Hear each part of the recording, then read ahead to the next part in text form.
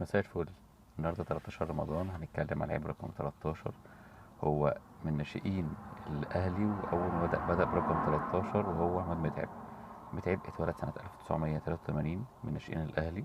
لعب للاهلي، الاتحاد السعودي، ستاندرد البلجيكي، التعاون السعودي. لعب 330 ماتش، سجل 132 وصنع 31 جون. اعلى قيمة سوقية لمتعب كانت 2 مليون يورو في 2010. حصل على هداف الدوري مرة واحدة سنة 2004 2005، 3 أفريقيا مع المنتخب الأول، واحد أفريقيا تحت 20 سنة مع كابتن حسن شحاتة برضو، 11 دوري، 3 كاس، 3 سوبر محلي، 5 بطولة أفريقيا، 3 سوبر أفريقي، واحد كونفدرالية.